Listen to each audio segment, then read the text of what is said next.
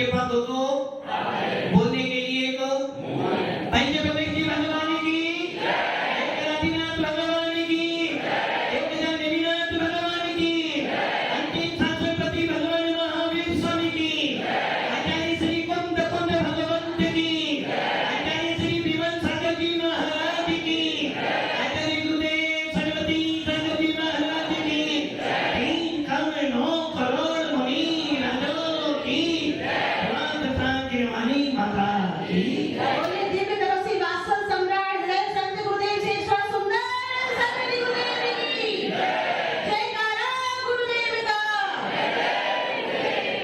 जिसने व्यायाम नहीं किया उसका व्यायाम भी भगवान के आशीर्वाद से हमारे पुण्य उदय थे, अच्छा शरीर मिला है। इस शरीर को लगा दो परमात्मा के लगन में तो परमात्मा बन जाओगे। भव्य आत्माओं, अंतिम तीर्थेश भगवान महावीर जिनकी पावन छत्र छाया में हम अपने जीवन को निर्वाह करते हुए आ रहे हैं। भगवान महावीर जिनको हम सन्मति नाम से बुलाते हैं, और जब सन्मति नाम बोलते हैं तो मन में लगता है कि हमें भी बुद्धि मिल जाए। वो भगवान महावीर जिनके अवतरण होने पर देवों ने भी आनंद बन गया था। वो भगवान महावीर जिनके जन्म लेने पर तीनों लोकों में एक समय के लिए शांति का वातावरण बन गया था। और वो तीर्थेश महावीर जिनके जन्म होने पर रत्नों की दृष्टि भी ऐसे भगवान महावीर के शासन में हम सब अपनी आत्मा को परमात्मा बनाने के मार्ग पर चल रहे हैं। ऐसे भगवान महावीर जिनकी पावन दिव्य देशना सुनने के लिए हम यहाँ पर आए हैं। और उस वाणी को सुनने का फल क्या है? जिनेंद्र देव की वाणी सुनने का फल है परिणामों की निर्मलता, भावों की निर्मलता, कसायों का अभाव, राग देश की कमी और अंदर की ओर प्रवृत्ति। ऐसी वो जीवनी माँ आप सबको सुनने को मिल रही है। सौभाग्यशाली हो, पुण्यशाली हो। छेड़ाना में पंडित दौलत राम जी कहते हैं, ज्ञान समान न आदि जगत में सुख को कारण। आदि सुख प्राप्त करना चाहते हो, सुख की अनुभूति लेना चाहते हो, सुख का आनंद लेना चाहते हो, तो क्या करना पड़ेगा? जिनवाणी सुननी पड़ेगी। यदि भूख लगी है, वीर प्रताप की भूख लगी है तो खाना पड़ेगा। खाना है, खाना है। और जब खाना खाते हैं, आज उस खाना को खाने के बाद शरीर में कोई अनुभूति नहीं हुई तो समझना खाना खाना। अभी मान लो आपने खाना खाया, दादाजी खाना खाया आपने, और अंदर कोई अनुभूति नहीं हुई, इसका मतलब क्या हुआ? मतलब क्या हुआ? आत्मा अंदर कोई भी नहीं है। और खाना खाने के बाद यदि ये बेहतर नहीं हो रहा कि मैंने कुछ खाया है तो समझना आप मुद्दे को जीव नहीं होता, अनुभूति नहीं कर सकता। अनुभूति मात्र जीव तत्व कर सकता है। भव्यात्मा सौभाग्यशाली हो जो आपको वीतराग शासन मिला है। पूरे विश्व के अंदर कोई कितनी ही बातें बना ले, किंतु ये तो सुनिश्चित है पूरे विश्व के अंदर वीतराग शासन से बड़ा कोई शासन नहीं हो सकता है। जब भी कल्याण होगा, जब भी आत्मा को सुख मिलेगा, जब भी आत्मा को शांति का वेदन होगा, तो वीतराग शासन से ही होगा। कितने सौभाग्यशाली। गरीब हो कोई चिंता नहीं है, परिवार नहीं है कोई टेंशन नहीं है, मेरे पास वो शासन है जिस शासन से मैं आत्मा से परमात्मा बन सकता हूं।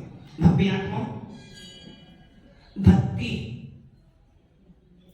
अभी आप सुन रहे थे ना, भक्ति। भक्ति क्या करती है? भक्ति क्या करती है? भक्ति जो दो काम करती है। भक्ति भक्ति दो काम करती है, साधना एक काम करती है।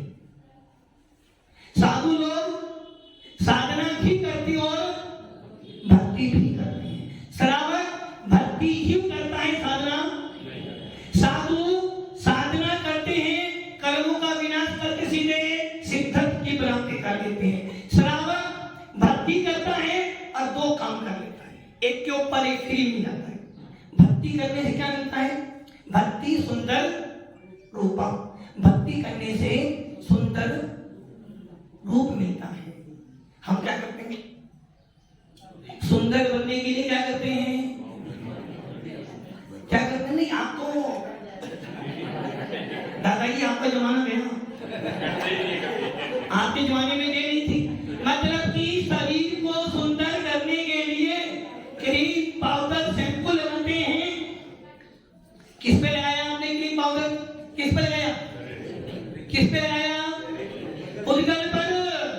आत्मा पे तो आत्मा को सुंदर ही है।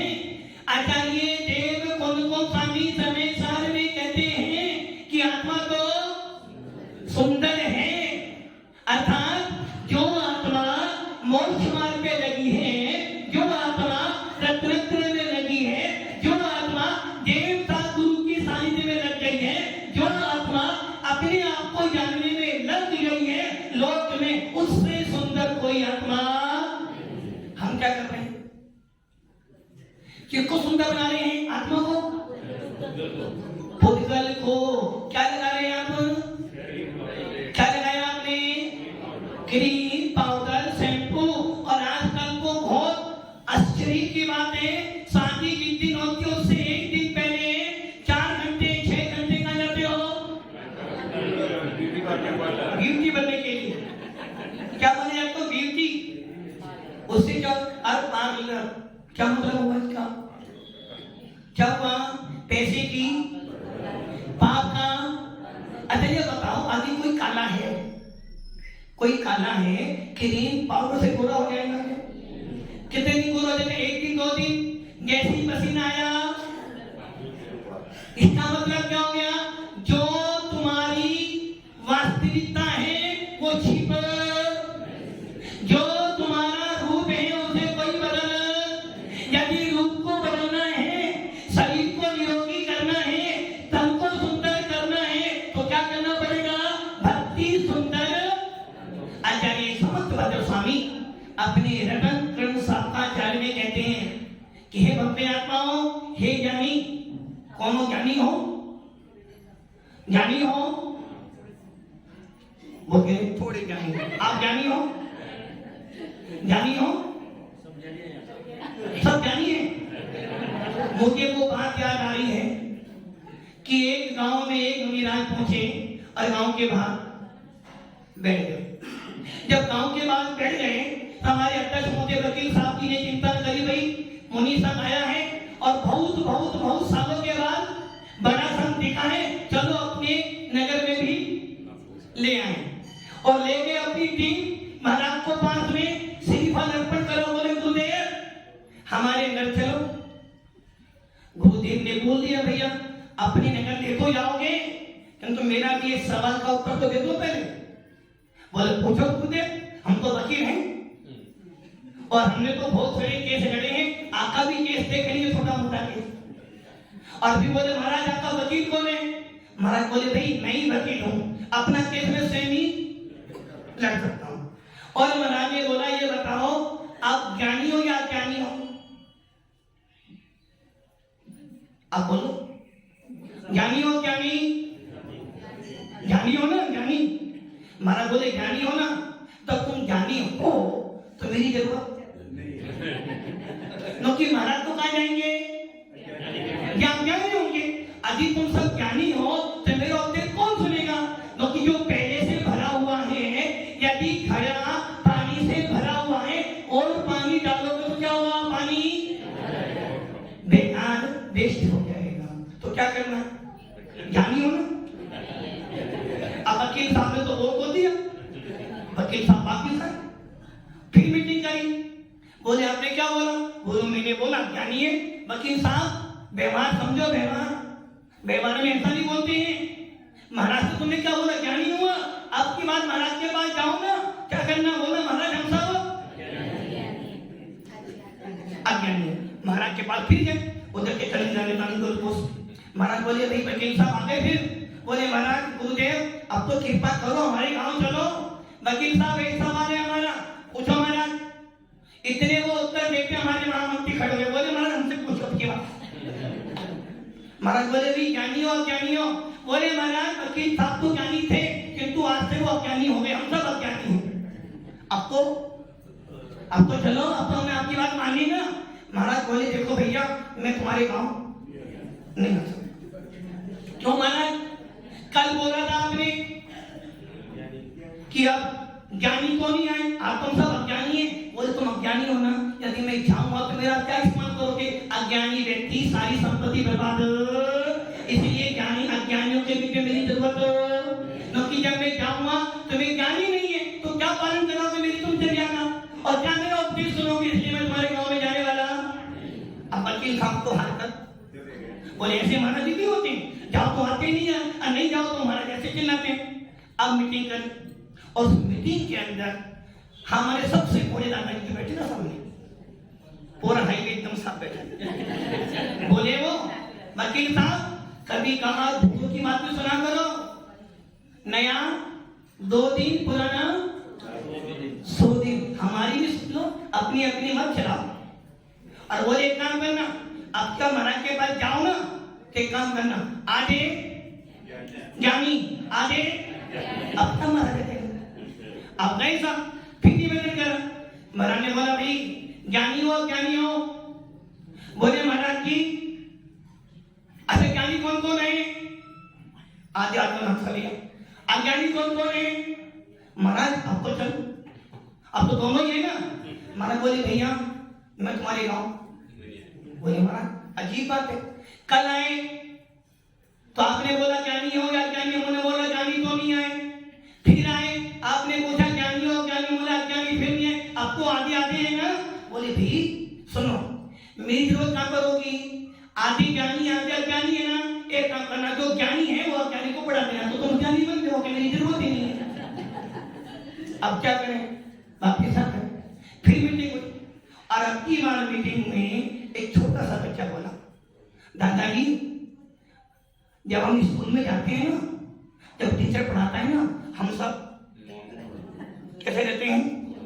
जब मम्मी को गुस्सा आता है, पापा भी एकदम,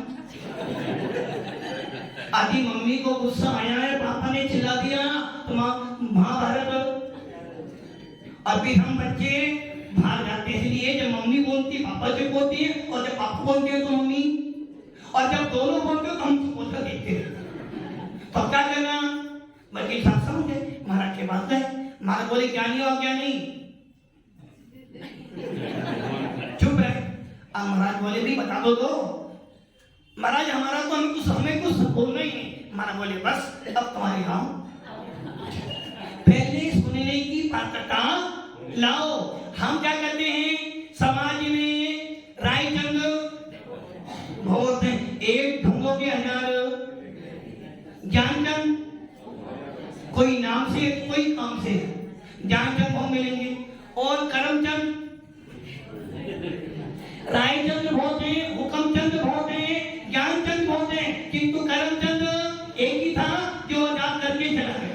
इसलिए हमारा जैन शासन कहता है रायचंद मत बनो, ज्ञानचंद मत बनो, हुकमचंद मत बनो, करमचंद बनोगे, और जो करमचंद बनता है वही भगवान महावीर बन सकता है।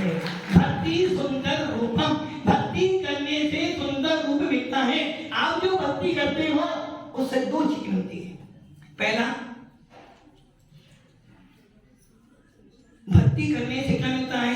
भक्ति मिलती है, भोग मिलता है, भोग ऐसो आराम मिलता है, और भक्ति परंपरा से मोक्ष देती है। जब आप 24 भगवान की पूजा करते हो क्या बोलते हो?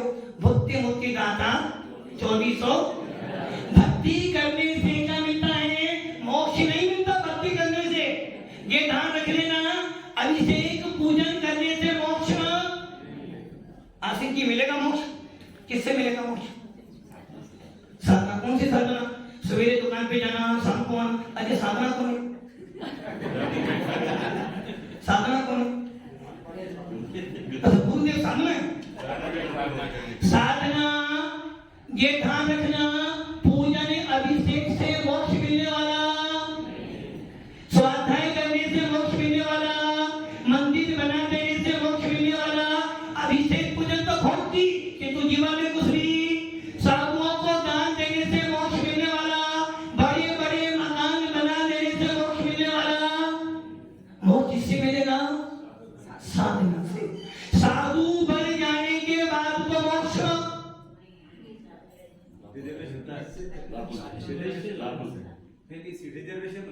एक रखना, साधु बन जाने के बाद भी यदि साधना नहीं आई तो मोक्ष को ना मिलेगा। Go to pavilion. यदि साधु भी बन गए हो और आत्मा का बोध नहीं हुआ तो मोक्ष मिलने वाला।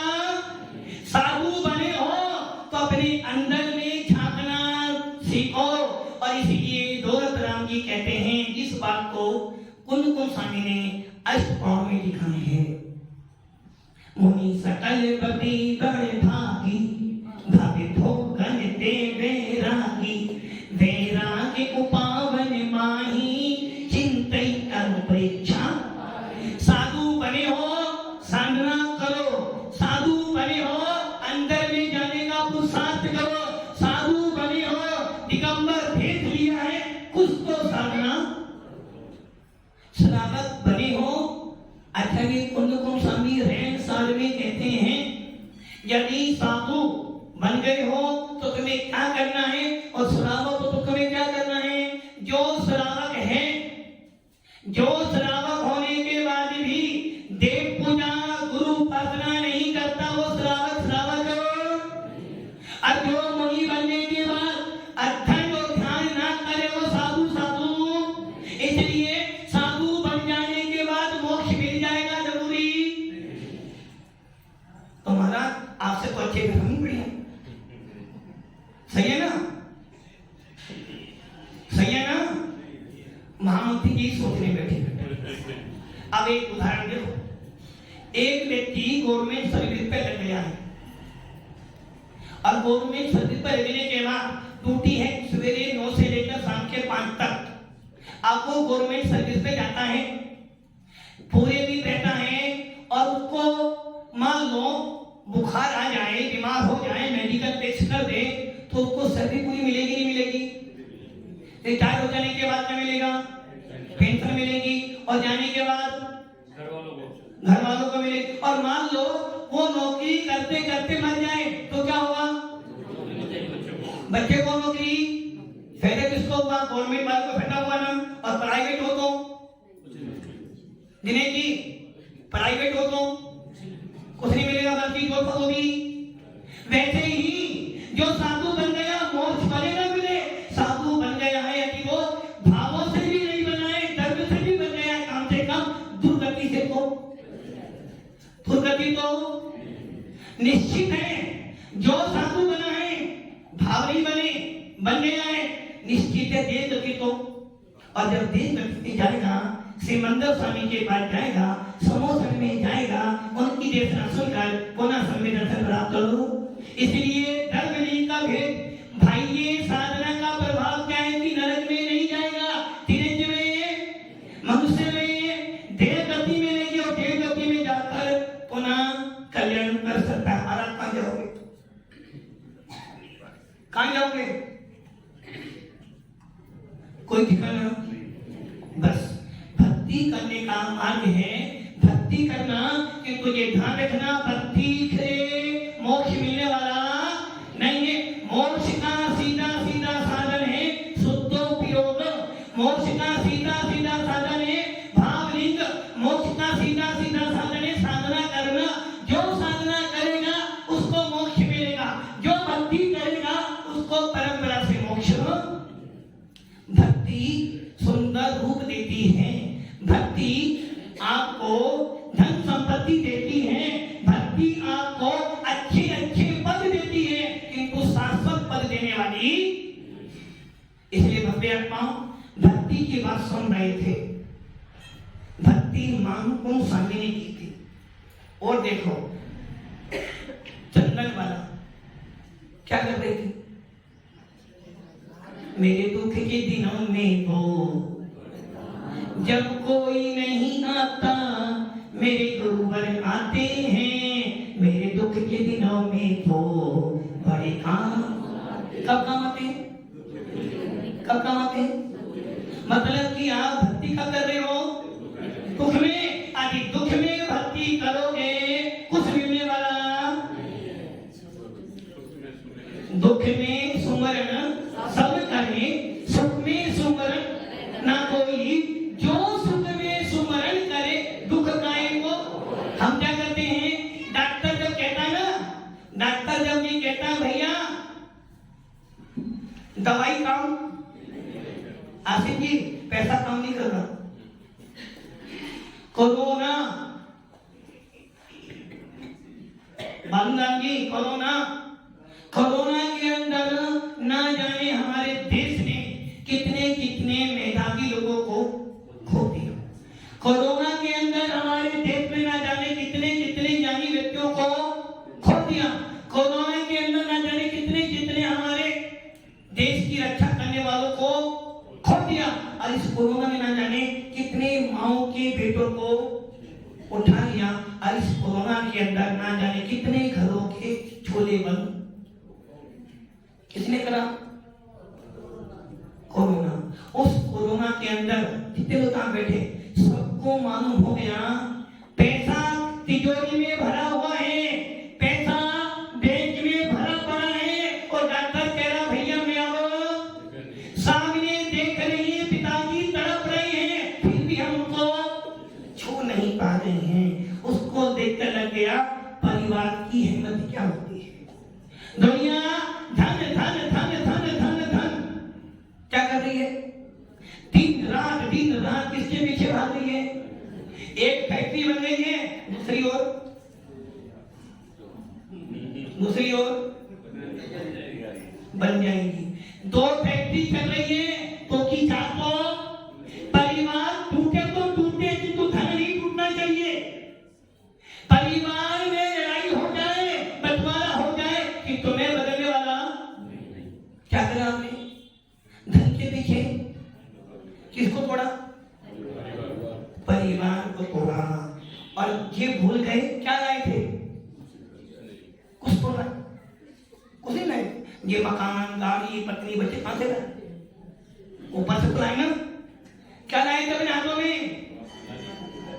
कुछ नहीं लाए तो क्या ले जाओगे? भर भर के ले जाओगे। इस धरा पर, इस धरा का सब धरा, फिर भी जोड़ जोड़ कर तिजोरियां जाएगा जब यहाँ से कोई न साथ देगा, जाएगा जब यहाँ से कोई न साथ देगा। दो गज कफन को पड़ा तेरा लिबाज, लाए थे क्या? मुट्ठी बांधे और खाली हाथ। फिर भी दो का 4, 4 का 8, 8 का 16 करने में लगे। दिन रात धन के पीछे भाग रहे हो, ये भूल रहे हो। यदि एक कोरोना पुनः भी आ जाए क्या होगा? पैसा तैयारी चल रही है। एक कोरोना आया था, पहली लहर आई कुछ बिगड़ा, दूसरी लहर आई सब कुछ बिगाड़ गया। और अब की बार कोरोना आ गया तो तुम बचोगे क्या? कौन बोले? नवीन जी बोले नहीं बचेंगे। फिर भी इच्छा कोई है हमारा, थोड़ा समय तो अभी हो। अब आप ये सोच लो कोरोना के अंदर उस माँ को भी मालूम पड़ गया बेटा तो बेटा ही है। परिवार को ये मालूम हो गया कि परिवार की जितनी जरूरत होती है, सामने बच्ची तड़प रही है और माँ छू भी नहीं सकती है। घर का व्यक्ति मरा है, जला नहीं सकते हो। पैसा कुछ नहीं है, पैसा सब कुछ। सही बोल रहे हो? पैसा सब कुछ तो पैसा है, सब कुछ नहीं है, सब कुछ है, बहुत कुछ है पैसा। शादी करते हो, बेटी लेनी है, आपने? लोग कहते हैं हम अपनी बेटी बेचते नहीं है। क्या करा आपने? पहले बेटा बेचते, क्या करा? बेटी लेनी है, शादी तुम्हें करनी पड़ेगा, पैसा हो, क्या करा आपने? हमारे जीवन में कीमत किसकी है? किसकी कीमत है? पैसे की। अरे भैया, रोटी खाओगे ना, सोना चांदी को, इतना पैसों के पीछे भाग रहे हो कि परिवार टूट जाते हैं, दिल टूट जाते हैं कि तो पैसे को नहीं छोड़ते हो। कहां ले जाओगे पैसे? कहां? एक चक्रवर्ती 6 खंड का अधिपति, 6 खंड का, जिसकी दीवारें भी हीरे मोती की हैं, जिनका फर्श भी सोने से बना हुआ है, जिसके घर में अधिकांश नौकर नौकरानी काम कर रहे हैं, 6 खंड का अधिपति, कितने? 32,000 मुकुटबद्ध राजा जिसकी आज्ञा मानते हैं, 32,000 देव जिसकी रक्षा करते हैं, ऐसा वो चक्रवर्ती देव, वो चक्रवर्ती राजा भी 6 खंड को छोड़कर इनके चरणों में आ जाता है। धन के पीछे परिवार को, धन के पीछे भाई भाई का बैरी बनता है, क्या साथ में जाएगा? ना कुछ लाए थे, ना कुछ, यदि कुछ जाएगा तो आपका वात्सल्य, आपका प्रेम, आपकी अहमियत जाएगी। लोग कहते हैं ना, बहुत अच्छा व्यक्ति था, बहुत अच्छा था वकील साहब, बहुत अच्छा था। कौन? वो नहीं, वो बहुत अच्छा था। और कोई मरता है, अच्छा हुआ, चला गया, बहुत खराब था, बस ये तुम्हारे कमाया। ये तुम्हारे जाने के बाद लोग कहें बहुत अच्छा था, तो समझना कुछ आपने किया, और तुम्हारे जाने के बाद लोग कहें अच्छा हुआ, भक्ति का भोग, तो समझना कुछ। इसलिए भक्ति करो, किंतु भक्ति के अंदर विवेक, भक्ति के अंदर भेद विज्ञान, भक्ति के अंदर आत्मा का उपयोग लगाओ। भक्ति ऐसी करो कि हम, चंदन वाला ने भक्ति करी तो महावीर स्वामी को आना पड़ा, चंदन ने भक्ति करी तो उनको कल्याण हो गया, और मां स्वामी ने भक्ति करी तो उनके ताले टूट गए। धनंजय कवि ने भक्ति करी तो बेटा की मूर्छित होकर जीवित हो गया। बाजी नाग ने भक्ति करी तो शरीर स्वर्ण में हो गया, और लंकाधिपति रावण ने भक्ति करी तो वरदान मिल गया। धर्मेंद्र का आसन भी कंपायमान, और आचार्य समर्थ भक्त स्वामी ने भक्ति करी तो पिंडी में से भी भगवान प्रकट हो गए। ऐसी भक्ति हम भी करें कि हमारी आत्मा में परमात्मा प्रकट हो जाए और हमारा मोक्ष मार्ग प्रशस्त हो। ओम नमः शिवाय। बोलिए सबके पास दो की